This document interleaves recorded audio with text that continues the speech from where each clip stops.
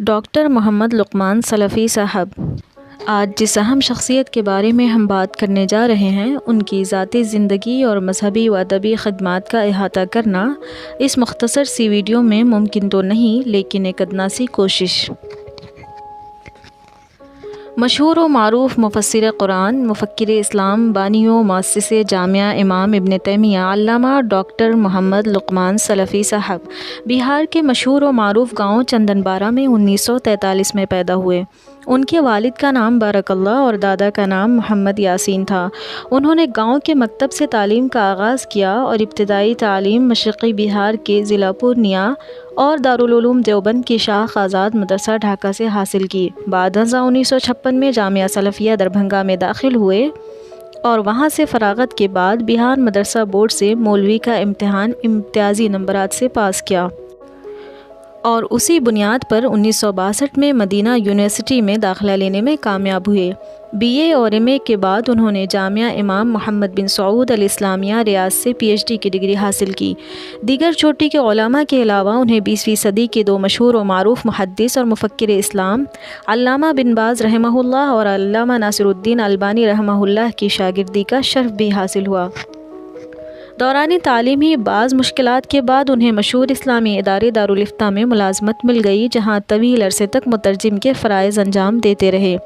انہوں نے سعودی عرب کے سابق مفتی اعظم بن باز رحمہ اللہ کے اسسٹنٹ کے طور پر 30 سال تک کام کیا اور بعد میں جب بن باز رحمہ اللہ کو ادارہ البحوث الاسلامیہ والافتاء والدعوہ والارشاد کے ڈائریکٹر کا عہدہ سونپا گیا تو اس موقع پر بھی مفتی بن باز رحمہ اللہ نے ڈاکٹر لقمان سلفی صاحب کو اپنا سیکریٹری منتخب کیا۔ ادارے کی پرخلوص خدمت اور علم و ادب کے میدان میں ان کے نمایاں کارناموں سے متاثر ہو کر سن 1975 میں سعودی حکومت نے انہیں سعودی شہریت کی دعوت پیش کی، جسے انہوں نے بخوشی قبول کر لیا اور اپنی وفات تک اپنے اہل و عیال کے ساتھ وہیں مقیم رہے اور مذہب و ادب کی خدمت کرتے رہے۔ عالم اسلام کا یہ آفتاب مذہبی، ادبی و علمی اور ثقافتی میدانوں میں اپنی تمام تر روشنیاں بکھیر کر 5 مارچ 2020 کو ہمیشہ ہمیش کے لیے غروب ہو گیا۔ انا للہ و انا الیہ راجعون۔ اپنی 70 سالہ مختصر سی زندگی میں انہوں نے مذہب و ادب کے میدان میں اور قوم کی تعلیمی ترقی کے لیے جو کارہائے نمایاں انجام دیے ہیں، تاریخ کے صفحات پر سنہری حروف میں لکھے جانے کے قابل ہیں۔ انہوں نے 1966 میں جامعہ امام ابن تیمیہ کی بنیاد رکھی، جو اس وقت ہند و پاک کے صف اول کے اداروں میں سے ایک ہے۔ وہ ایک شعلہ بیان مقرر، کامیاب مصنف اور بہترین مترجم تھے۔ وہ تیسیر الرحمن جیسی عمدہ تفسیر کے مفسر بھی ہیں۔ انہوں نے مذہب و ادب کے میدان میں مختلف موضوعات پر متعدد کتابیں تصنیف کی اور بعض کے ترجمے بھی کیے، جن میں سے قابل ذکر تیسیر الرحمن لبیان القرآن، السنۃ حجیتها ومکانتها فی الاسلام، سید المرسلین السلسلۃ الذہبیۃ فی القراءۃ العربیۃ اور کاروان حیات وغیرہ ہیں۔ وہ ایک ہمدرد اور سخی انسان تھے۔ ان کی زندگی کا مقصد قوم کی تعلیمی ترقی تھا، جس کے لیے انہوں نے اپنی پوری زندگی وقف کر رکھی تھی۔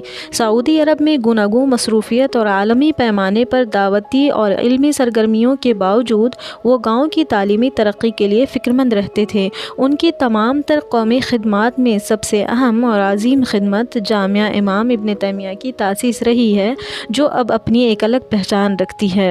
اس ادارے میں ملک کے مختلف گوشوں سے ہر سال ہزاروں کی تعداد میں طلباء و طالبات اپنی علمی پیاس بجھانے آتے ہیں۔ واضح رہے کہ جامعہ امام ابن تیمیہ کے علاوہ انہوں نے کلیہ خدیجۃ الکبریٰ للبنات، doctor Muhammad Luqman public school, junior model school اور معہد زید بن ثابت لتحفیظ القرآن جیسے ادارے بھی قائم کیے۔ ان کے اولادوں میں ایک بیٹا اور 11 بیٹیاں ہیں۔ بیٹے ڈاکٹر عبداللہ لقمان اسلامی فقہ میں پی ایچ ڈی کرنے کے بعد اب سعودی عرب کی مشہور و معروف لاء کمپنی المستشارون میں ملازمت کرتے ہیں اور تمام بیٹیاں بھی زیور تعلیم سے آراستہ ہیں۔